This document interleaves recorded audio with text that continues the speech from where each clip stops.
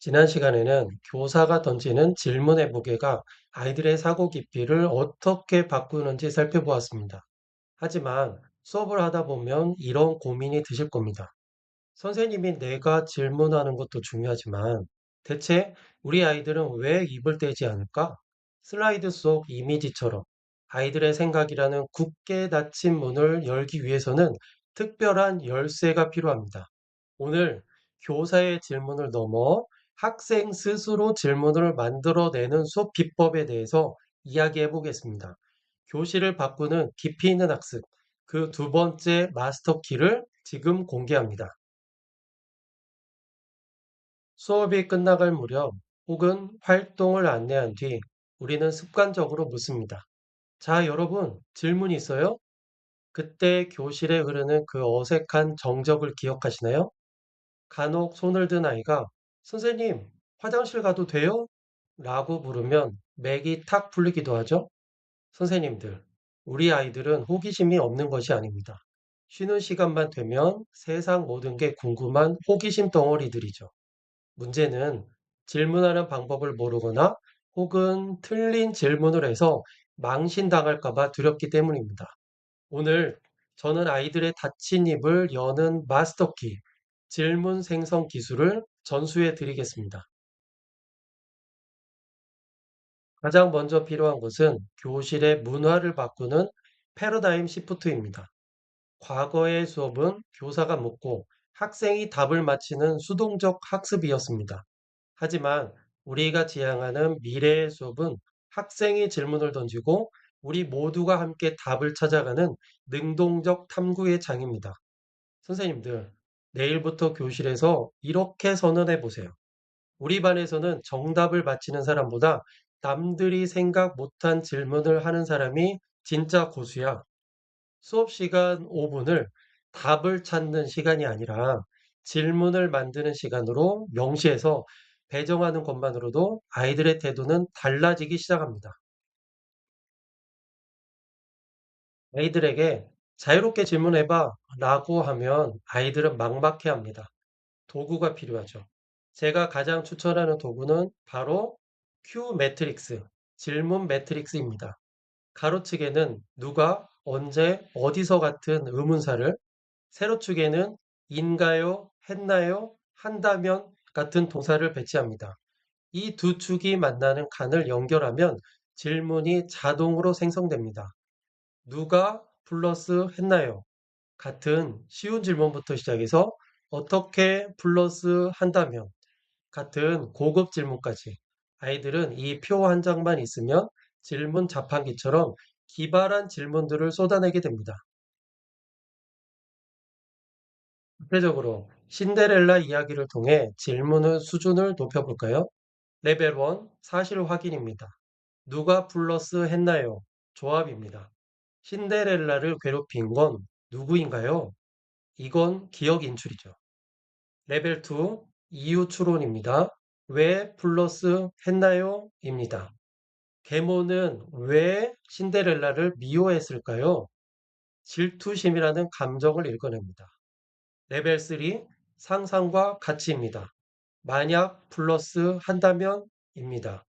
만약 유리구두가 신데렐라 발에 맞지 않았다면 어떻게 되었을까? 이렇게 게임처럼 칸을 채우다 보면 아이들의 사고는 어느새 저 깊은 바다 밑바닥까지 내려가 있게 됩니다.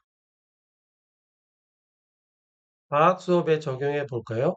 보통은 그림자가 생기는 조건은 빛과 물체다 라고 교사가 먼저 설명합니다.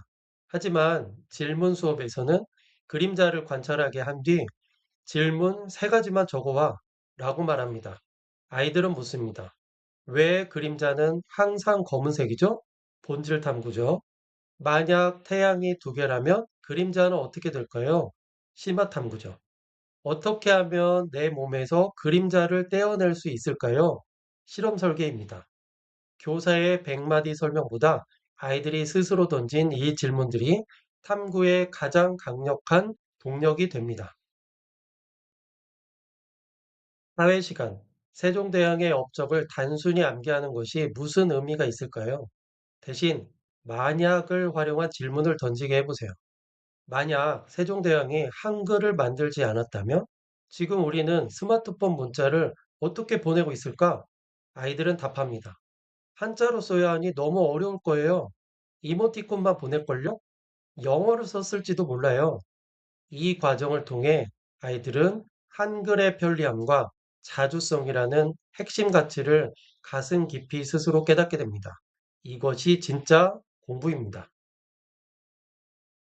수업을 하다 보면 가끔 당황스러운 질문이 나옵니다. 선생님, 세종대왕이 고기 좋아했다는데 얼마나 뚱뚱했어요? 아이들은 낄낄거리고 수업 흐름은 깨지는 것 같습니다. 하지만 프로 교사는 여기서 심폐소생술을 합니다. 와, 기가 막힌 질문이다. 얘들아, 민수 말대로 매일 고기를 먹으려면 나라의 소가 아주 많아야겠지? 그럼 당시 조선의 농업과 경제력은 어느 정도였을까?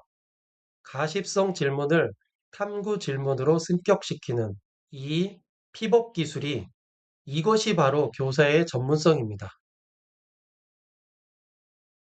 질문이 너무 많아 수업 진도를 못 나갈까 봐 걱정되시나요?